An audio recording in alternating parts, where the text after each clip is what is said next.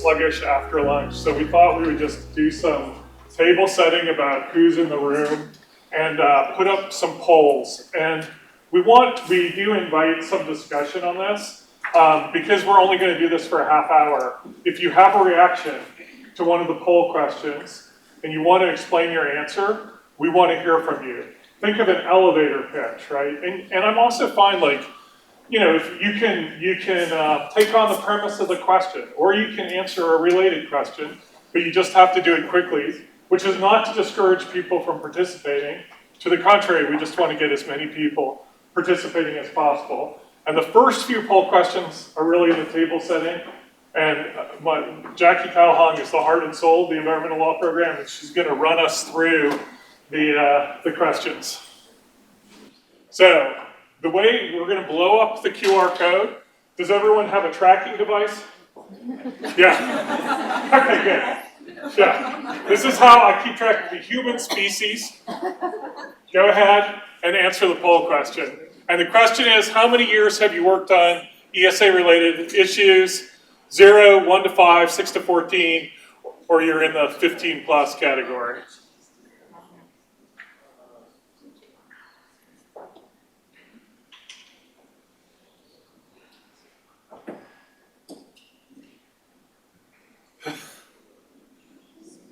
All right, I think we're getting close.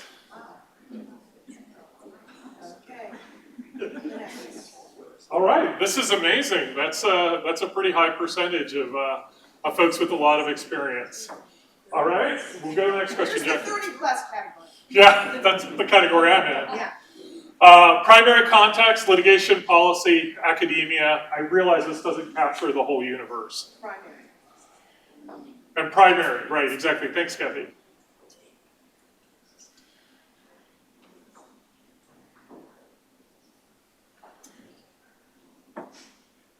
Huh?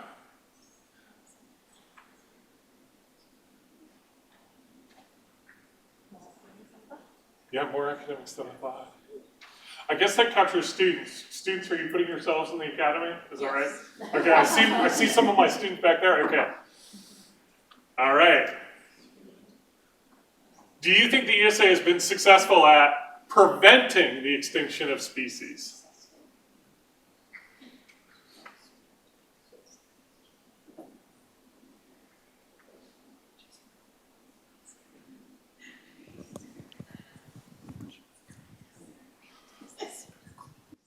Oh, for recording purposes, okay. All right, that's about what I think we expected. Don't you think, Mary? All right, next slide. How about successful at conserving or recovering species in their habitat?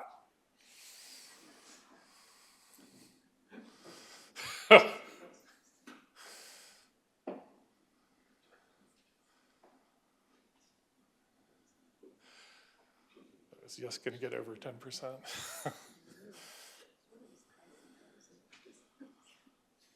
All right.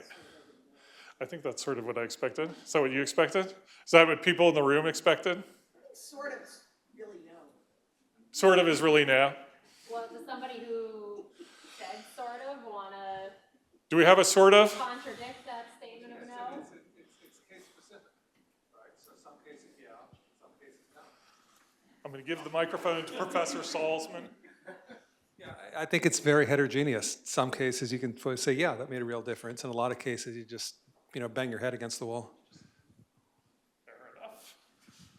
All right, now we're getting to more complicated questions. Number 5. Okay, if it hasn't been successful at conserving species in their habitat, is this our ranked one? No. Yeah, just give us your best reason.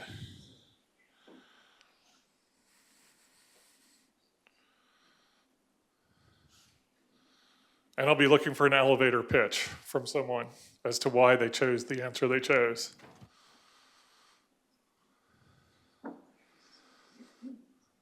Andy, do you want to give your answer? Well, my answer, I stand with the 48% or 49%. I believe that Gary's team and Jake's team would do a ton with more resources. And I think it's really up to all of us to, keep the pressure on Fish and Wildlife Service and NOAA getting the resources they need to perform their mission work. But does anyone want to offer a different take? All right. Oh, okay, Steve. I was trying to get my step. Yeah, I was just going to mention that the cost of congressional interference at times has been extremely high, particularly when we're talking about listing moratoriums. So for example, the northern spotted owl was subject to a listing moratorium during the 80s, and that happened to be the high logging years of its habitat. Excellent point. Yeah, Alex. In many ways, the lack of resources is congressional interference. To me, They're the same question. they are the same. They the same answer because yeah. Fair enough.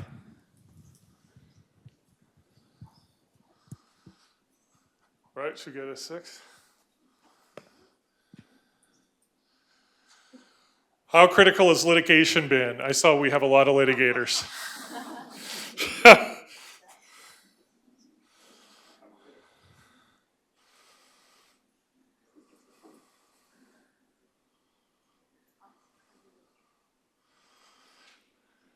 What was the number of our litigators? Was like a third of the room?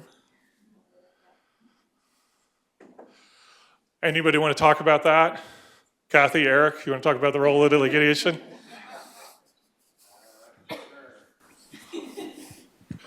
Well, people don't like the lawyers, but I think it's true with the ESA.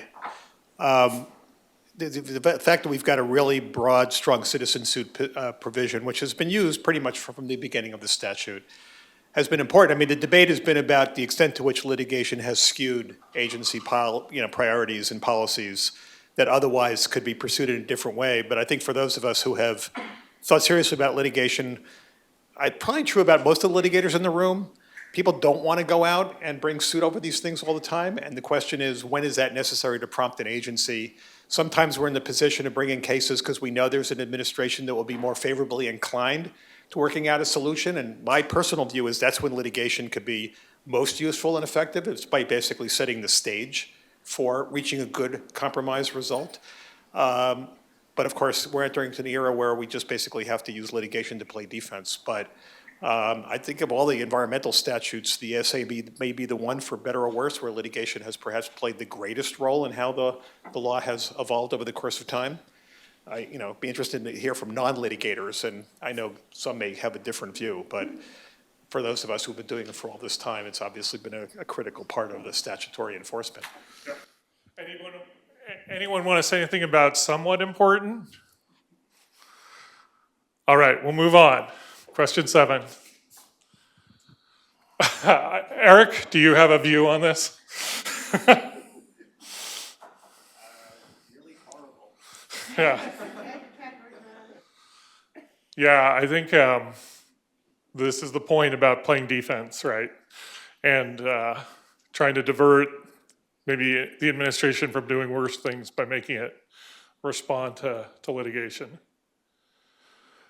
But, I mean, I'm sure quite a few of us are thinking about now with the different landscape in the courts, and sometimes you don't want this the administration that you have to be the one responding. So how, does anybody want to weigh in on whether or not, you have a different view on the role of litigation? I mean, the original part of the question that's not repeated on this slide is to the conservation of species. The premise that litigation actually leads to conservation is pretty flawed. Yeah, fair enough.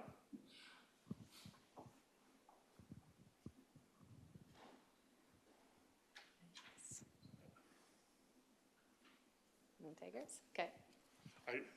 I just want to say that I think Mary's point is a really important one. I think that I don't think it's any surprise that the environmental community will be leaning into litigation when the new administration comes into power. But I also think, for me, it's not the same landscape. So the litigation strategies are going to have to evolve to reflect the fact that there were 4 years of more conservative judges appointed, for instance. We'll go to question 8. This is Tim talked about this in his panel. I'm really interested in what people have to say, so hopefully we'll get some comments on this.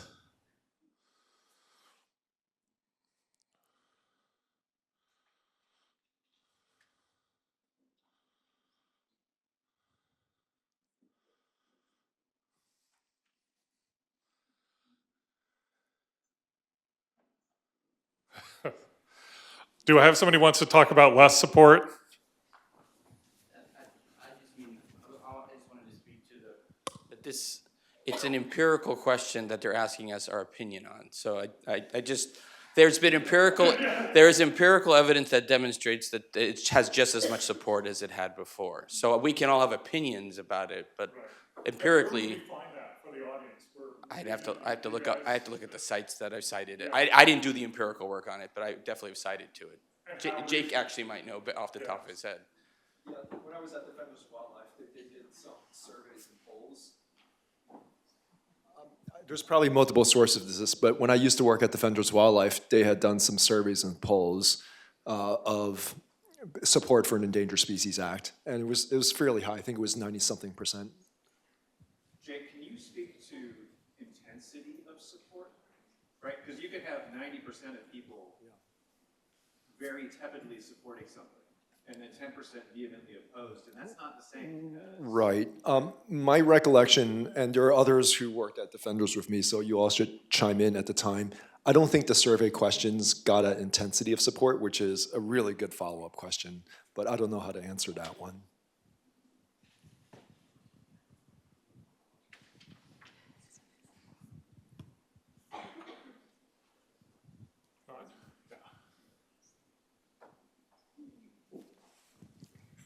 State support is critical to the ESA. Got some discussion about the role of states in the prior panel. Tim, I feel like you might have opinions about this. Is that fair? No? Yeah. Oh, okay. There's multiple Tims. Yeah, no.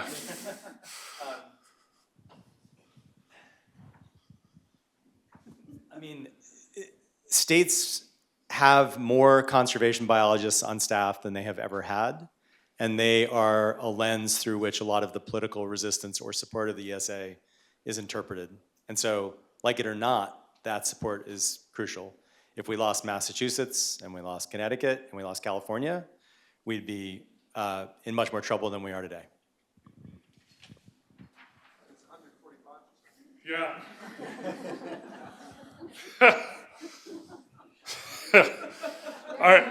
I feel that there'll be lots of comments on our methods here, so I apologize up front. Next question related.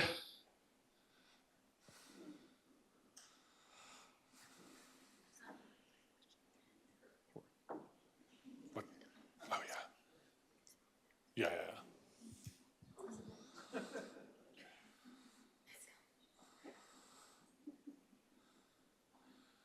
All right, do I have any volunteers to talk about this? Mary just said I've been rushing through this. We have some time. You can provide more than an elevator speech. I'd be curious. Steve. Well, we've looked at this, and there are some states, Florida and California, a few others that that we think can do a pretty good job of wildlife conservation. But there are some states that basically do game conservation, and they don't really have staff or resources to do broad wildlife conservation. So it's across the spectrum. It's all across the map. Alex, Again, it's empirical. just hold on because we got to record. For all the millions of viewers out there. Yeah, I mean, again, we did some empirical work on this in terms of both the state action, but I'll just talk specifically about funding. When you look at overall funding for wildlife conservation, the data that's out there, by far the most of the money that's spent on wildlife conservation is by the public land agencies, not even Fish and Wildlife Service. Second is Fish and Wildlife Service by federal allocation, and a tiny fraction is states. And most of that comes from federal funds from wildlife action plans. So I think when you say, do they do a good job, it really is loaded. In terms of like how much of the money actually spent on wildlife conservation, it's a tiny fraction. I think Tim's right that states are critical for it, but the states don't, if you remove the federal government funding from it, there would be zero wildlife conservation occurring in the United States. And so do you think the answer to that is, I mean, if we were just wishful thinking, a legislation, like federal legislation? Did you want to? Oh, sorry, you're asking a follow-up. Yeah. I mean, federal legislation in what respect? I mean, how do we get the money to the states to do more? Congress gives them the money. That's what I was asking. Okay, yeah, legislation, right? Or section 6? Or states do their own funding, but I mean, there are ways to get states to do taxes on certain things to promote. I didn't know if there were any like specific proposals out there, but yeah, thanks. I mean, this question is states, right, not state wildlife agencies. And like $10 billion, excuse me, was the value of conservation tax easement credits. That they mostly are the ones responsible for distributing all the land and water conservation fund money, which is not really federal money. I mean, it was collected with the intent to give to states, is distributed or some of it was distributed at a local state level. So I just think we think of wildlife agency does wildlife in a very simplistic way, but states have these multi-agency coverage for things that are effectively wildlife habitat conservation, and they do a huge amount of that work.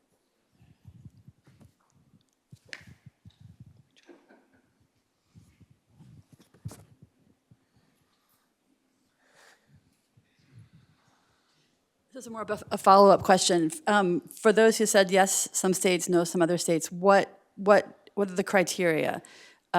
Is it a well-resourced state overall? Is it the political dimensions of the state? Is it whether or not they have a big hunting community? How do we decide when looking at what states are better than others? What are the factors? Steve, do you have a view on that with the work that your group does? Well, it is the state wildlife agencies quite often that is the lead in a state, and we see some states really just basically are game departments and don't have a broader mandate to look at all wildlife. You don't have to answer this, but who do you think is doing this well, if you feel comfortable saying? I mentioned California and Florida, and that is in part because they not only have staff, but they also have a commitment. It's also want to get at your point that California does have relatively aggressive state endangered species or conservation laws. So it isn't just funding; that's a commitment that's in legislation that demonstrates and allocating the funding. So. Yeah, and this is something that maybe this is where we could put some resources in the next 4 years is lobbying states to do more, right? In terms of the putting teeth into their biodiversity statutes and the like. There's a pretty impressive initiative here in Massachusetts, and it seems like there may be opportunities in other blue states as well. All right, should we go to 11? Is 11 the hard one? 11 is the right one. Okay, this is ranked, so I think you'll be able to do it. You just need to move the arrows through it. All right, you guys are like after my own heart. You're preaching to the choir. Increased enforcement of the ESA by the federal government. Who wants to talk about that? What do you think is that on the, I would assume, although I'm not sure, do you mean on the wildlife side, and what does that look like? What would you like the Environment and Natural Resources Division in particular, or, well, that's DOJ that's charged, or the agencies who are Fish and Wildlife, NIMS, what steps do you think they can be taking? Start with Rachel. You got it. Okay. Right behind you. Thank you. I'll just share from my experience, which I'll be talking about in the panel later this afternoon, but really finding a difficulty in enforcement when the federal government is doing the action, like the Army Corps of Engineers, and not regulating things that go wrong during their projects, for example. And also, I think we saw data this morning that the Section 9 enforcement is really lagging behind, and is, of course, much more difficult, but sometimes very important. Hi, I'm Heather. I run a water agency in Southern California. So from our perspective, we're doing a huge habitat conservation plan for all of our water projects and maintenance of those water projects. And so we're putting in tens of millions of dollars towards these species, conserving land, doing things the right way.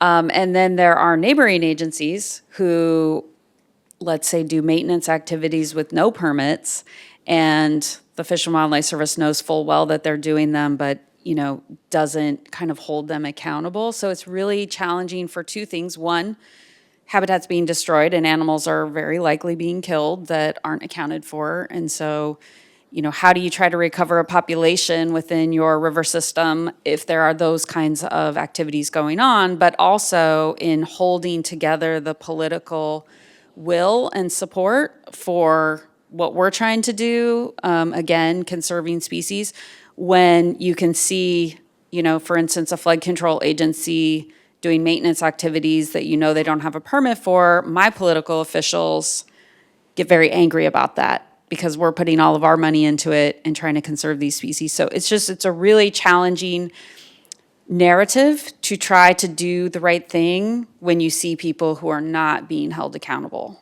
to the same standard that you feel you are.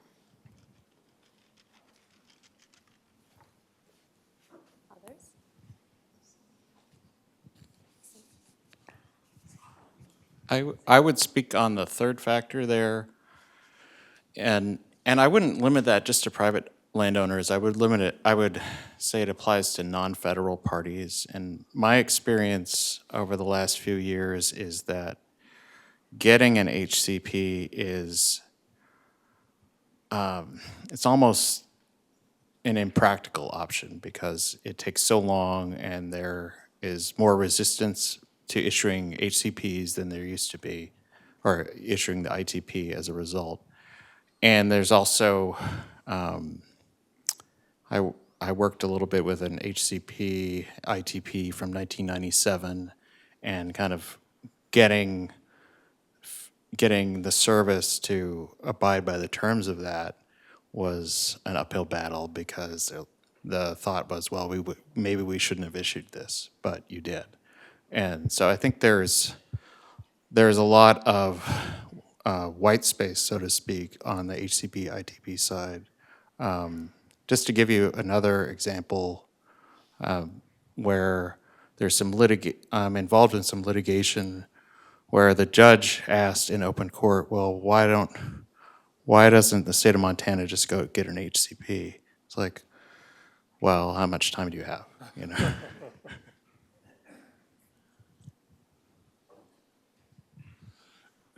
Does anyone want to speak to bolder rulemakings? I realize that might be, this question was written before. But anyone want to talk about what they had in mind? Yeah, good.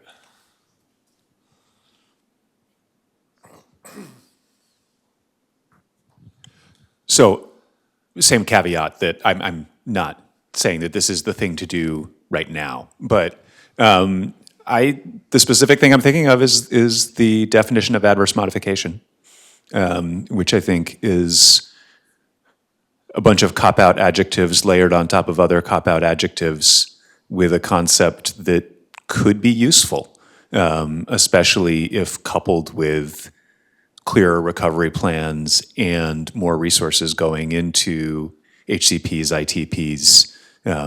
Those things could all work together very productively. But it starts with a clearer definition of what adverse modification is, and a modification that tracks the statutory language. Yeah, that's really interesting. And of course, I know lots of folks in government and in the NGOs are sort of thinking about how do we approach definitions in light of Loper-Bright? How do we manage, can we put them in those three buckets that are sort of identified around the footnotes in Loper-Bright? And I think that's something that we all need to pay attention to when we have the opportunity to engage this rulemaking, is how to like do them in a defensible way in light of the new administrative law landscape. Other thoughts on regulations? Lawson? Well, there were some bold, you could call it bold rulemaking attempts in the early 2000s, particularly on the counterpart regulations, and those got blown to smithereens. And so I think there is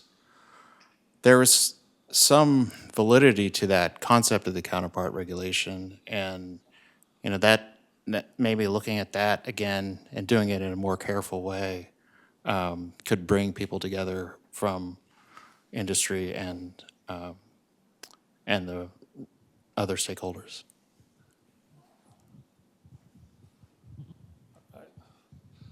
Should go to the last question? All right. Well, we've talked a lot about 7A1 today, and I think this morning, and we're going to keep talking about 7A1. So This is a good segue. this is a good segue. Yeah. So we have time for one comment, or we can move to the panel. Anybody with a burning desire to weigh in? Will you send me that picture, Brett? All right, we'll move. I'll turn it over to you.